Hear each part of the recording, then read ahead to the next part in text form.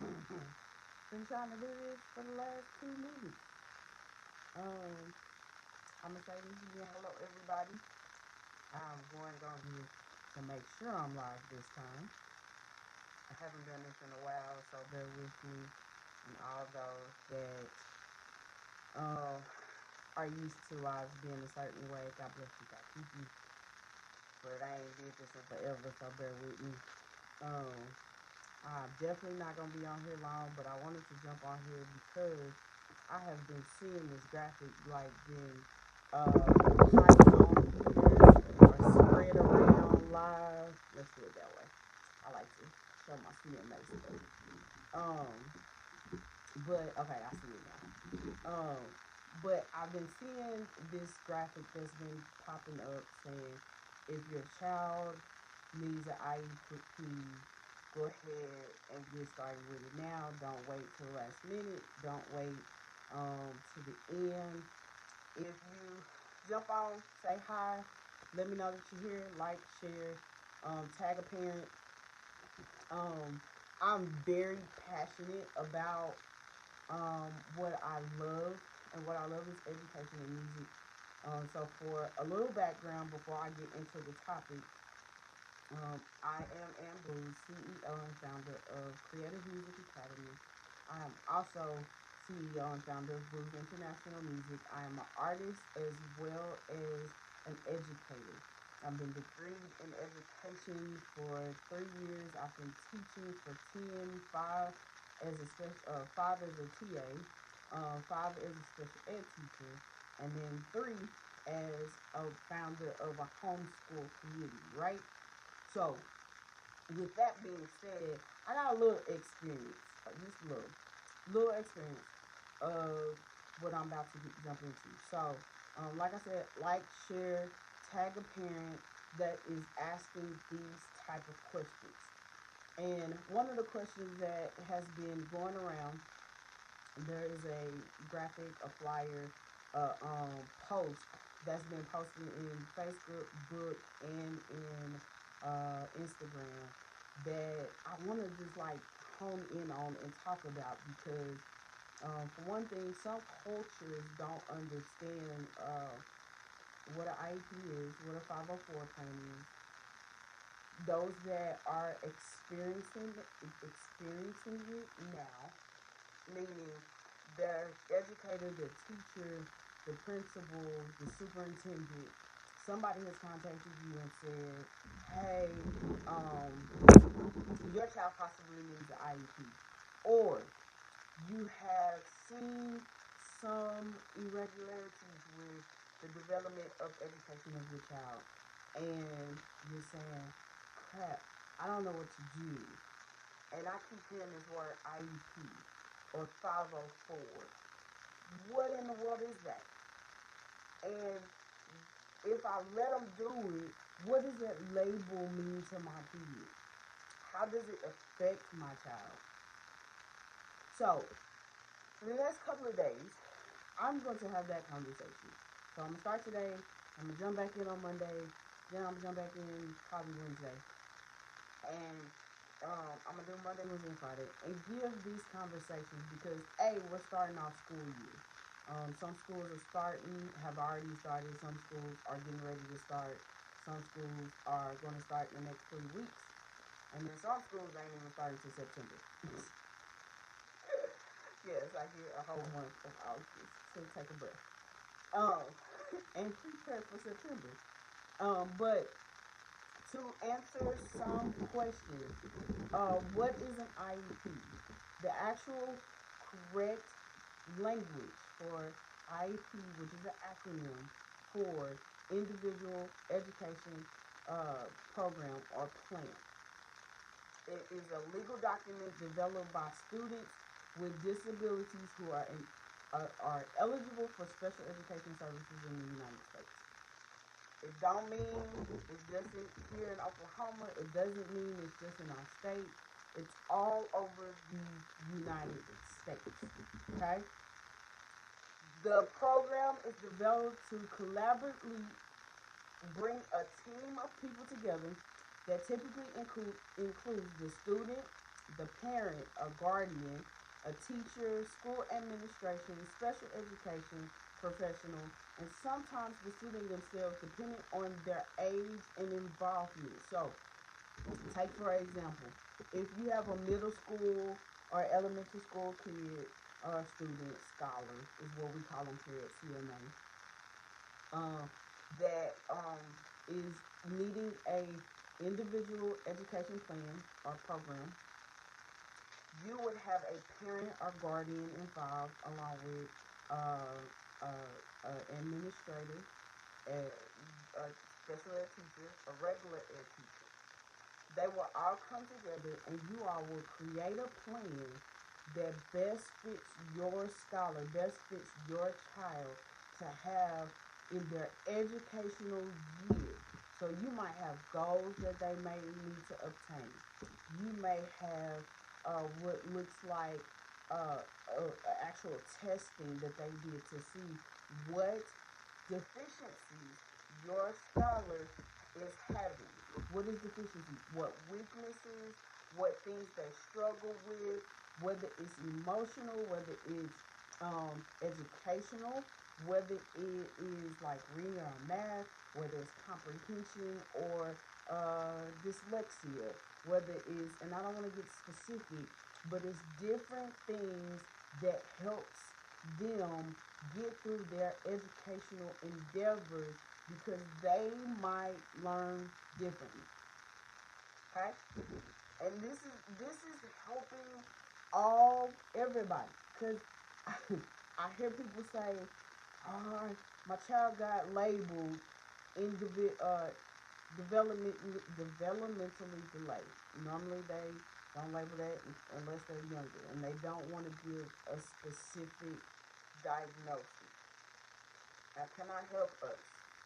And what I mean us is all cultures. All cultures. Information is information. If a doctor tells you you have diabetes, that's information. What you do with the information is what the response is going to be. So if I got a diagnosis, and I don't, but if I have a diagnosis from a doctor that says I have diabetes, and I get the information and say, okay, so I need to adjust how I eat, what I drink, how I live life. It is the same thing to get a diagnosis of ADD, ADHD, learning disability, dyslexia.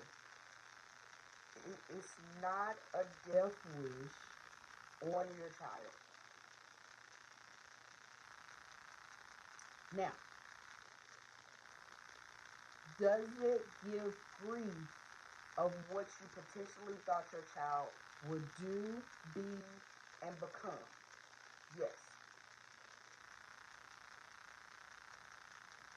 it does. Does it give a different perspective of life if your child has those diagnoses? I don't say label because if you want to call it a label, shoot, we need to be calling high blood pressure a label. Uh, mental illness a label. You know, I don't call things a label.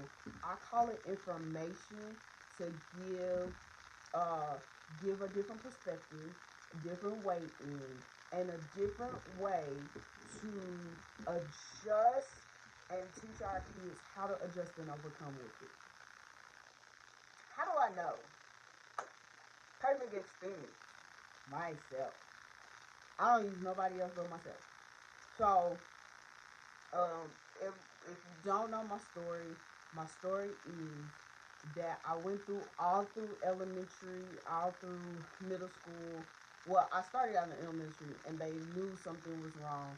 They were giving me classes, but my parents didn't know that they were supposed to carry it over into my middle school and high school, and I was supposed to be on an individual education plan. Then find out that I should have been on an individual education plan until I got to college. My second year of college with that. when at that point they decided to tell me that either I needed to drop out of 4 year college and go to a VOTEC, or I just needed to quit school. Did I do any of those things? No. I have a bachelor's degree, 2 master's degrees. I have a director's license in childcare. No, I don't have a childcare, but I wanted to accomplish that. I want at some point in my life, I want a childcare to own one. But needless to say, saying all that to say, it is not a death wish. It is not a label or stigma for your child to have an individual education plan. Okay? I'm looking because I want to make sure that nobody's commenting or asking me questions. If you want to ask me questions, you can ask me questions. Please be my guest to ask questions. I see 3 people gone, but nobody's commenting, so I'm good. Say hello, like, share. Let me know you here. Let me know if you enjoy or if this is even good information. The purpose of an IEP is to outline the student's current educational performance, identify their strengths and challenges, and set measurable goals and objectives to address their individual learning needs. I'm going to say that again. It is to current educational performance, identify the strengths and challenges, and set measurable goals and objectives to address their individual learning needs. It is also specifies the specific services and accommodations and modifications. What are accommodations and modifications? They might need a calculator. They might need extra time on tests because anxiety, test anxiety might overwhelm them. They might need a reader because comprehension-wise, they might comprehend it if somebody reads it to them versus them reading it to themselves. They might need larger print so that they can read because their glasses. They might can't read because they can't see. Those are accommodations. It might be too overwhelming that your child is doing 50 problems and he got it in 30, or he got it in 25. So we doing all the odd number problems. And if you got all the odd number problems, we'll just take the test and move on to the next task. Some things are caught from environmental education, so they might know half of the stuff and they're just bored. But some of the stuff, they might be struggling, and this helps their emotional as well as their educational endeavor. Now, whenever somebody thinks about an IEP, they think about a self-contained classroom with a little yellow bus, and those that might have more severe disabilities. That is there. Can't say it's not, but that is not everybody's case. I have seen and heard success stories of students that have gotten an IEP, did virtual learning, and successfully graduated and is successfully working jobs. There are famous people that have had IEPs, that have had disabilities, that are doing movies, doing talk shows, and making money. But this is what they didn't get to use that is available now for our students to be able to move forward in education. Okay? So, that is an IEP. Make sure I did all my notes. Now we're going to move over to 504. What is a 504? 504 is not exactly the same as an IEP. It's two totally different things. A 504 plan is also known as a Section 504 plan, is a legal document in the United States designed to provide accommodations and support to students with disabilities who do not qualify for special education services. These are the people that medically they have medical issues but don't qualify for an IEP. Okay, they might have to. They might have ADHD or ADD and just can take meds and academically can be inside an inclusive classroom. This is what a 504 is for. But it still includes. Well, I'm gonna say this. Unlike an IEP, which is developed for students who qualify for special education services, a 504 plan is intended for students who have a physical or mental impairment that substantially limits one or more major life activities but do not qualify or do not require specialized instruction. Major life activities include functions such as walking, seeing, hearing, speaking, learning, and performing manual tasks. Just like I said. Some things will qualify under the 504 that will not qualify for an IEP. But some things will qualify for an IEP that totally wipes out 504. 504 plan is a written document that outlines the student's specific needs, just like an IEP, with accommodations and services that will receive to ensure equal access to education and participation in school activities. These accommodations might include adjustments to the classroom environment, modification and assignment or testing, provision of assistive technology, and other reasonable accommodations to meet the student's needs. Development, development and implement of a 504 plan involves a team that typically includes the student's parents, guardians, teachers, school administration, and other relevant school personnel. The plan must be regularly reviewed and updated as needed to address the student's changing needs. So does the IEP. IEP has a renewal as well. So I wanted to jump in there. I wanted to jump in here just to bring awareness. I'm big on awareness. I'm big on awareness. Music and the arts and education is what I do. But I wanted to jump in here and say, just like the flyer, just like the graphic that's going around, that it's not a hardship or death wish for us to allow our children. Hey Ashley, I see you. Allow our children to participate in receiving an IEP to help their educational endeavors. Can I tell you, for some of our children, it will boost their confidence level.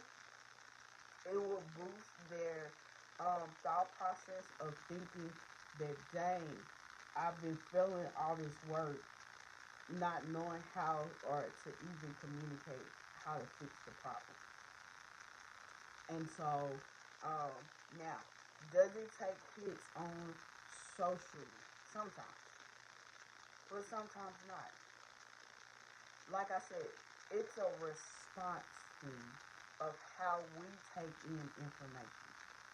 If we take the information and say, man, my kid has a disability in math, and allow them to um, use it as a crutch in life, then they'll always have that disability, and they won't ever learn how to adjust and overcome. Man, I love talking with you. Um, Ask me how I know. I'm a CEO and founder of Creative Music Academy, and it takes a lot to be a entrepreneur and business owner, as well as be an educator. It took a lot to adjust to people telling you drop out of college because it'd be better for you to do a VOTEC than to finish your degree. It took a lot to adjust and swallow as a half adult in college. This is college, y'all. If we did it while I was a kid or middle school, it would be probably a totally different subject. But I had to learn it as an adult, how to adjust and overcome. People telling you, I don't know how to teach you, and I don't know if that was for my race or for the disability itself. So to adjust that, and I might have had to like study an extra hour instead of being like the other kids and can cram 30 minutes before the test. I would be so mad at my brother, y'all. I hope he never sees this live, but he knows it. That boy would never crack his book open in an ACE test. I had to study for like 5 days on one subject with index cards that's highlighted for me to remember. But I did it. But I adjusted and overcome. And if we give our kids, our scholars, these tools now, what do you think they can imagine? They could accomplish way down the line. I promise you, I'm going to bring on it's your lesson. I'm going to bring on a couple of people that can talk on this subject, and actually give insight as a parent, what that looks like. You know, I can talk about it all day long. I can even talk about my own kids. But I want y'all to see it from different perspectives and not just mine. So I just want to drop that down for today. The difference of an IEP. What is an IEP? A 504. The difference between them. How they can advance our students if they need them. Everybody doesn't need them. Everybody doesn't need them. But I do want to say this is the time to make sure that our students, our scholars, know how to be emotionally intelligent as well as spiritually intelligent as well as educationally intelligent. We can't have one and not the other two. So just want to drop that down to you on this time of let's talk about it. Man, I did 24 minutes. I got it down to 24 minutes. Any questions? I'm gonna jump in here and see if anybody has any questions. Like I said, I saw you, Ashley. If y'all have questions, drop them in the link for the replay. Trust me, I will get back to them. If I don't get to them to answer them inside of the actual message thread, I will definitely use it as a topic and talk about it. All right, y'all have a fabulous Friday, and I'll see you on Monday.